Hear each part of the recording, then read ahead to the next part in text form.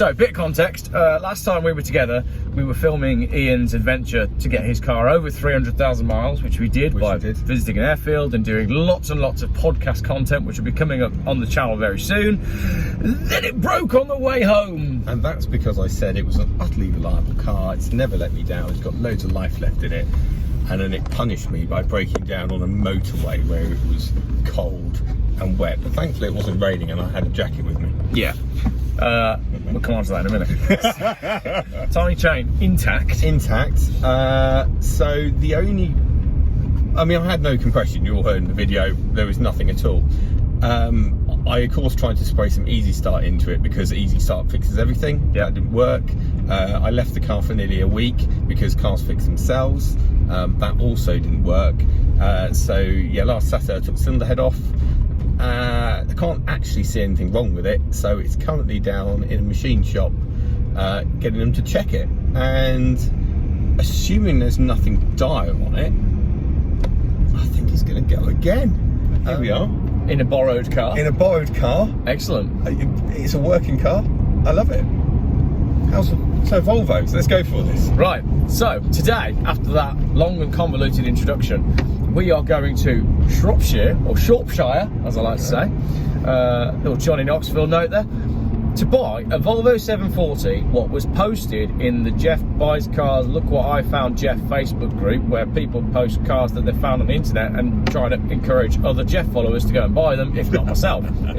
I wouldn't normally buy a Volvo 740 Saloon, but it has a very rare interior, which I was led to believe, I can't remember where I read this, but someone said it was one of 2 cars remaining with this interior. But I then said that in the Facebook comments, and we've since found about another 4. So it's not that rare. And I'm quite excited about the simple motoring. I'm just looking forward to getting in that interior and just enjoying it. The terracotta. Running and driving project, I think, is the term. That shed. Apparently, we are here. Right, let's find Mama. I think we're just looking for a load of Volvos. I mean, Google Maps never lies. So. Volvo 740 with a fantastic interior. Lovely. We're currently trying to make it do Volvo noises from the engine. So we have a can of links and we have a selection of tools and some WD-40. We're hoping that now that we've cleaned up the plugs a little bit, we're going to be able to make this baby fire. How confident are you, Ian?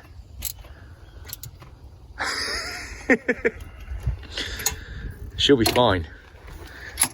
What a nice looking thing. I'll do more video when it comes out of its current parking space, but generally quite a nice looking Volvo, to be fair. The interior is spot on. Oh, look at that. Free money, don't tell anyone. Well, that might have come out of my trousers, actually.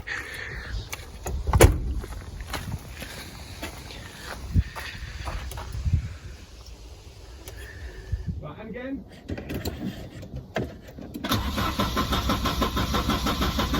I'm going to the shop to buy some sandpaper to hopefully clean the plugs to possibly make the car start. Should look on. Right, plugs cleaned with sandpaper. We're now going to try and fire it up with some more links. If the links effect doesn't work, then we're going over the Land Rover. How confident are you feeling? More confident than I was. Good. So here we are in the Volvo, having bought the car and driven home. Except that didn't really work, because despite trying, it wouldn't start. And you can't drive a car that doesn't start. What's your professional diagnosis there, Ian? Broken. Yeah. So that's the, you know, not the ending to the video that we were perhaps hoping for. I was hoping it was going to be me in my funky shirt with my funky 70s interior, driving home, talking about how great my Volvo is and how nice the gearbox is when it works and how comfortable the interior is and how well appointed it is for 1986. And instead of in the Land Rover looking for a fuel station. Surprise, surprise. I think very heavily sooted plugs. Yeah. That when cleaned didn't really want to do anything.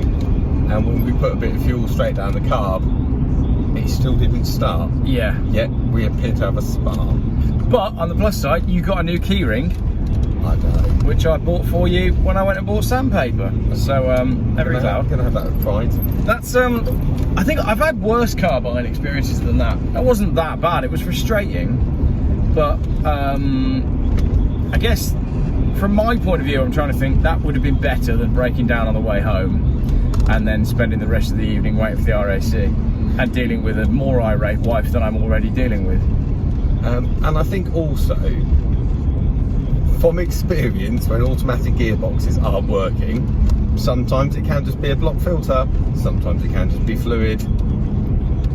Normally it isn't. Normally there's more wrong with a gearbox than that. Normally there's a reason for things to stop working.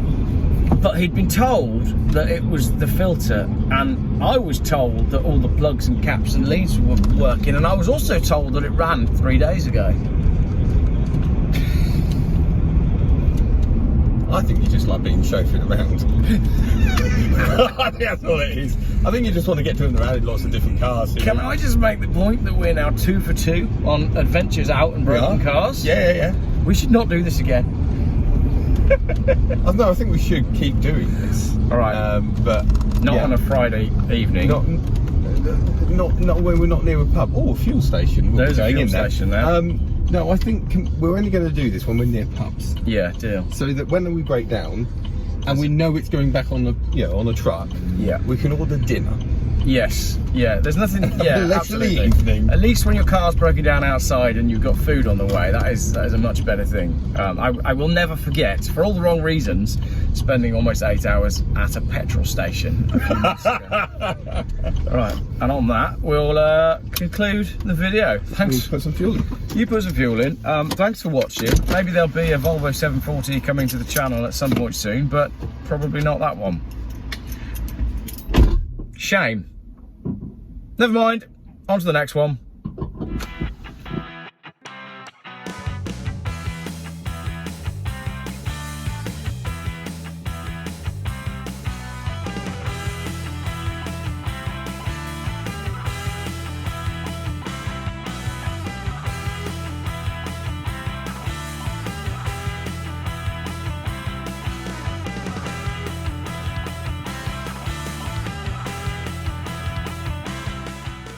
Geoff buys cars. Still YouTube's most boring car channel.